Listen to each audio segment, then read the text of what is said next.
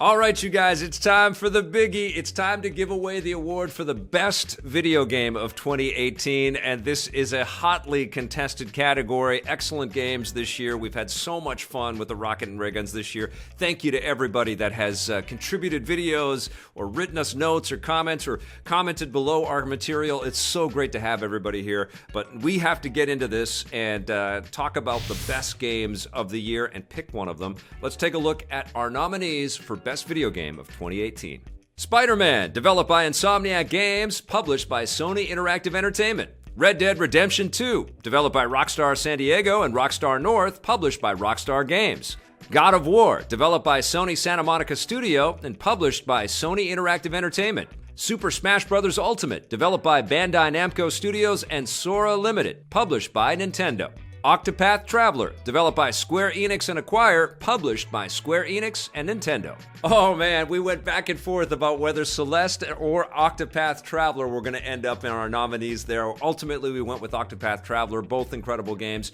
We've got a winner to pick for you guys, but first, we want to hear from our community.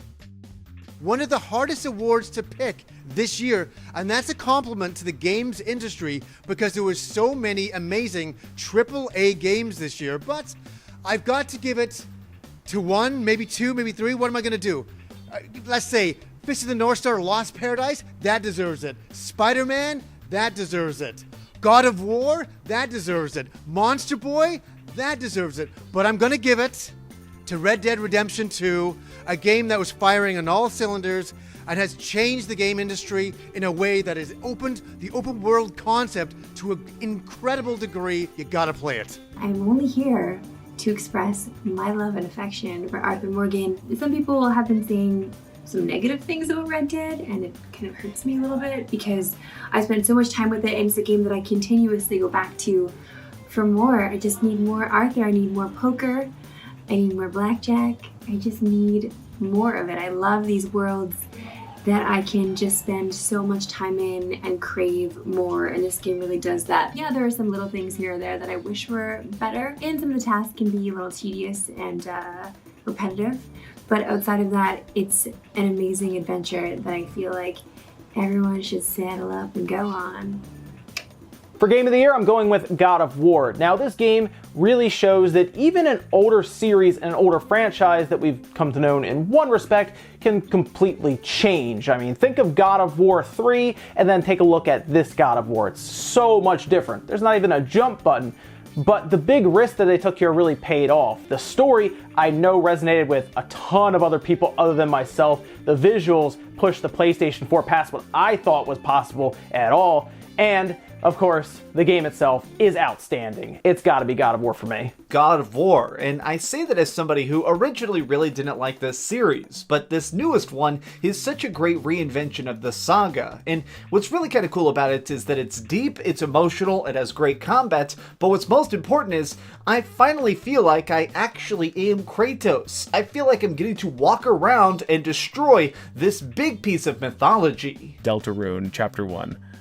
That might be cheating, right? It's just chapter 1 of a game, whatever. It's my list. What are you going to do? That game genuinely surprised me when it came out. Not only did I not expect the game to come out at all, but I never expected a sequel or a spin-off from Undertale to come out ever. Leave it to Toby Fox, and lo and behold, we got Deltarune Chapter 1, and that game was great. It's toss-up. It was hard. God of War, Spider-Man crushed it this year for me. Got a lot of gameplay, but Spider-Man PS4 swips into my game of the year because how awesome is it to be Spider-Man with that sort of just creativity behind what Spider-Man is and getting to just swing around and collect new costumes and be the ultimate Spider-Man badass.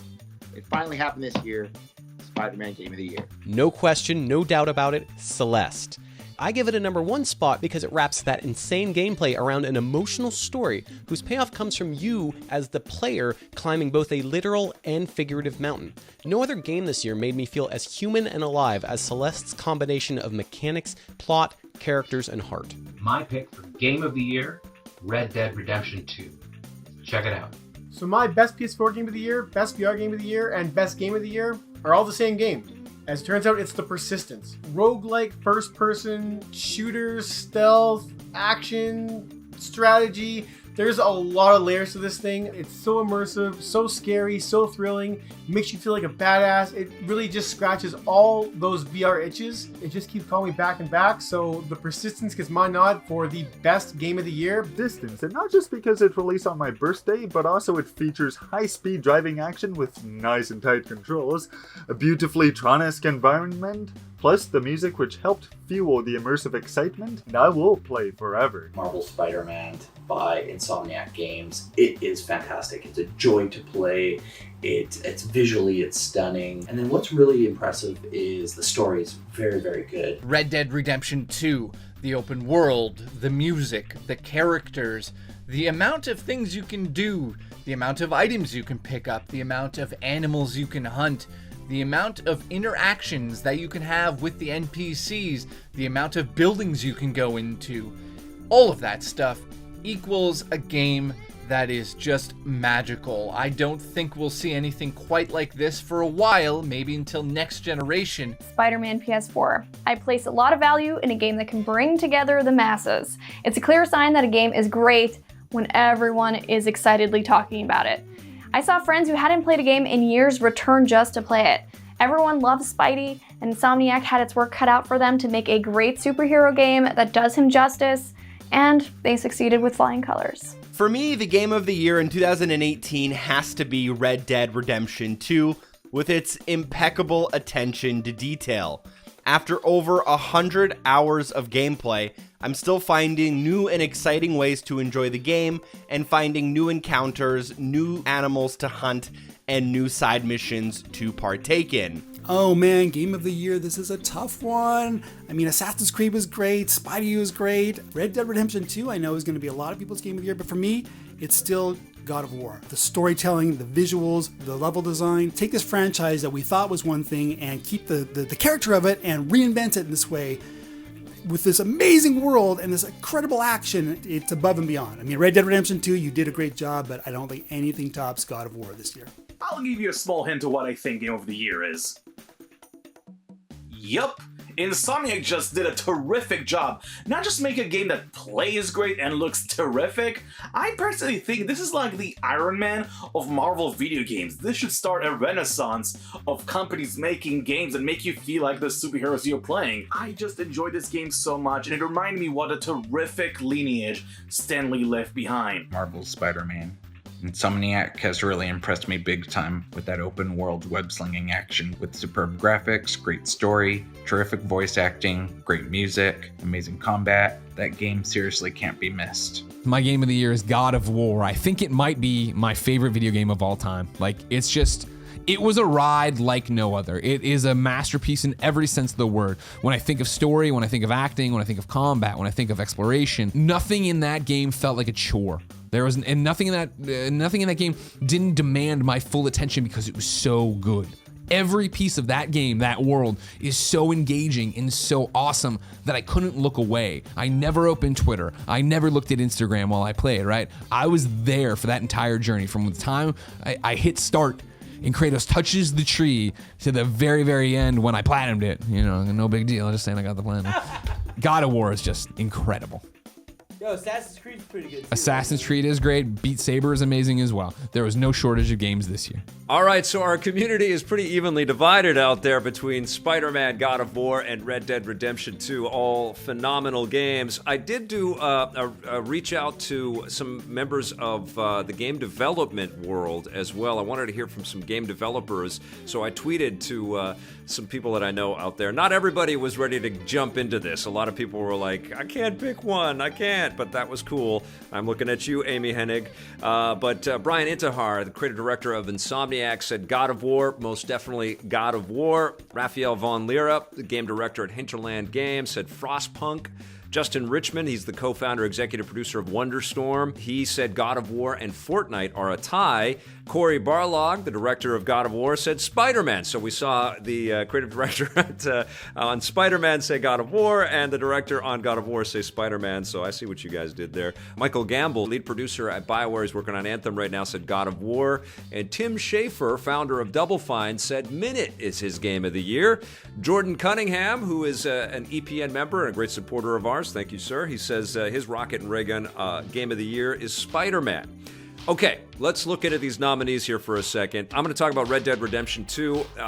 Absolutely stunning game. Obviously, the art was the first thing that gives you a big punch in the face. It's like, holy crap, look at how beautiful this game is, particularly if you're playing it on the more powerful consoles, the Pro or the Xbox One X. It's just a gorgeous, gorgeous escape. You feel like you can almost reach out and touch the frayed edge of your leather hat. You know what I'm saying? Like, it just feels like the detail and refinement in this game is from another planet. It's so damn good. And then you do get into this sort of loss of time when you're playing Red Dead Redemption 2. You slow right down. That became both a way to enjoy the game and also to kind of get frustrated with the game as well, because I found myself feeling like, wow, my life is going by as I'm playing this game at the turn of the 20th century there. Still, stunning and an incredible technical accomplishment and absolutely deserving of a nomination here in this category. I would say that also about God of War, published by Sony. Really, really surprisingly crafted by the team at Sony Santa Monica. I remember the reveal of this game with Cory up on stage, and it just looked so grounded and so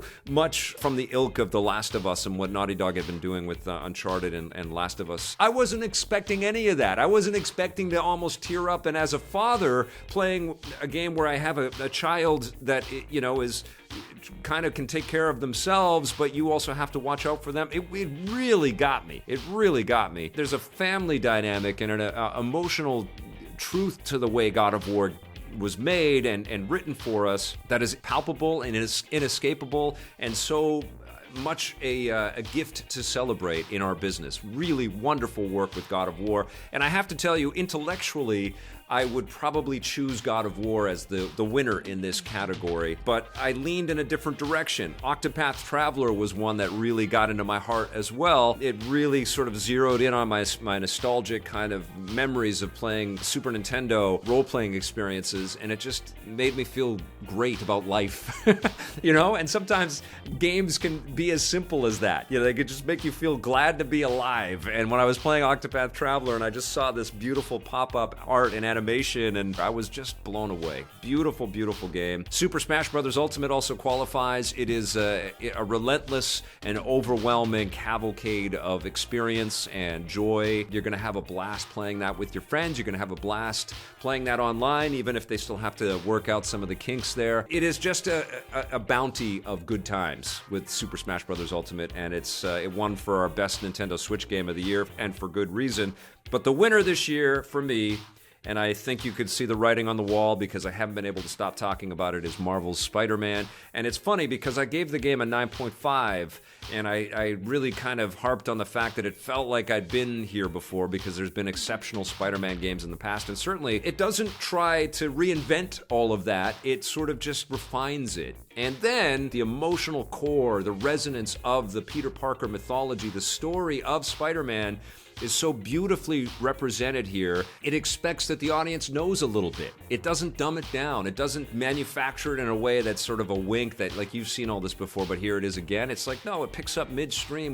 We start in Peter Parker's apartment, and his junk is scattered all over the place, and there are little cool details everywhere, and his interpersonal relationships with all of the characters that we have within the game are so well crafted and written and performed, and you're laughing, and you're tearing up, and you're getting frustrated by the sort of having to redo combat sequences again or challenges again, but you keep playing and you keep unlocking those suits, and then you download the DLC, and then you start your new game plus, and then you realize, wait a minute, this is the Rocket and Raygun Award winner for Best Video Game of 2018. Congratulations to Insomniac and Marvel and Sony. Incredible job done right there. That's going to do it for our Rocket and Raygun Awards. Thank you all for watching, and a big, big extra thanks to everybody that took some time out to send us a video. Mwah! Love you guys. You guys are incredible. EPN members, thank you so much. You outdid yourselves this year. Can't wait to put more EPN member videos into our content in 2019, so please come back for that. And we will see you all very soon. Have an awesome holiday season. And remember, play forever.